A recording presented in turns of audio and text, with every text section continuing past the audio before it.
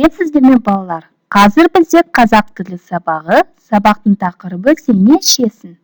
Сабақтың мақсаты өзінің не ішетінін, ішпейтінін айту, ң дыбысы мен әрпімен танысу. Тема урока «Сен не ішесің?», что ты будешь пить. Мы научимся с вами на уроке говорить, что мы будем пить и что пить мы не будем. Также познакомимся со звуком и буквой «ң».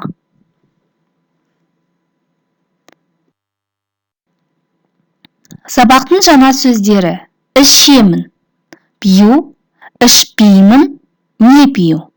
Ішемін, пью, ішпеймін, не пью. Енді осы екі сөзді сөйлемде қолдануға тырысайық. Теперь научимся использовать эти два новых слова в предложениях. Мынау су. Мен су ішемін. Это вода. Я пью воду. Мынау сүт. Мен сүт ішемін. Это молоко. Я пью молоко. Мынау шырын. Мен шырын ішпеймін. Это сок. Я не пью сок. Мынау шай. Мен шай ішпеймін. Это чай. Я не пью чай. Тағы бір рет қайталап шығайық. Повторим еще один раз. Мынау су. Мен су ішемін. Мынау сүт. Мен сүт ішемін. Мынау шырын. Мен шырын ішпеймін. Мынау шай. Мен шай ішпеймін. Бірінші тапсырма толықтырып айт. Мен ішемін, мен ішпеймін деген екі сөйлемді суреттерді қолдана отырып толықтырыңыз. Используя картинки, дополните предложение. Мен ішемін, мен ішпеймін. Мен су ішемін, мен сүт ішпеймін. Мен су ішемін, я пью воду. Мен сүт ішпеймін, я не пью молоко. Используя следующие картинки, попробуйте дополнить предложение самостоятельно.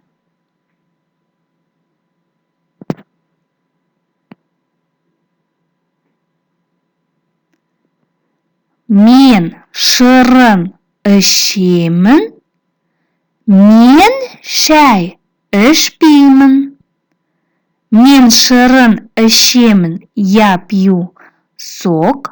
Мен шай ішпеймін, я не пью чай. Екінші тапсырма. Тыңда, қайтала, үлгі бойынша сөйле, сұрақтарға жауап бер. Тыңда, слушай, қайтала, повтори. Үлгі бойынша сөйле, скажи по образцу. Сұрақтарға жауап бер, ответь на вопросы. Мынау шырын. Мен шырын ішемін. Это сок, я пью сок. Мынау шай. Мен шай ішпеймін. Это чай, я не пью чай. Енді сұрақтар, вопросы. Сен не ішесің? Сен не ішпейсің? Сен не ішесің, что ты пьешь? Сен не ішпейсің, что ты не пьешь? Ребята, у нас могут спросить. Сен су ішесің бе? Ты будешь пить воду? Сен су ішесің бе? Есть два варианта ответа. Я ішемін. Да, буду пить. Я ішемін. И второй ответ, екінші жауап. Жоқ, ішпеймін. Нет, не буду пить. Жоқ, ішпеймін. Сен су ішесің бе? Я ішемін. Жоқ, ішпеймін. Также можно спросить. Сен шай ішесің бе? Ты будешь пить чай? Я ішемін. Да, буду пить. Жоқ, ішпеймін. Нет, не буду пить. Енді ң дауыссыз дыбыспен танысайық. Ң дауыссыз дыбыс. Дауыссыз означает согласный звук. Ан. Давайте все вместе повторим. Ан. Ан. Теперь познакомимся с словами, где встречается звук н. Шангэ. Шангэ. Лыжи. Шангэ. Коннор. Коннор.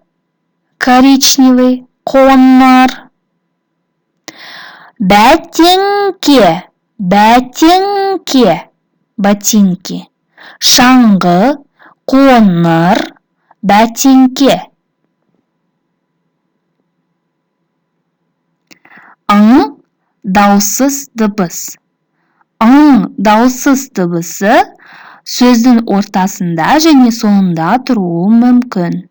Звук ың встречается в середине и в конце слова. В начале слова он быть не может. Термен жұмыс 22-ші бет. Бірінші тапсырманы, екінші, үшінші тапсырманы орындаймыз.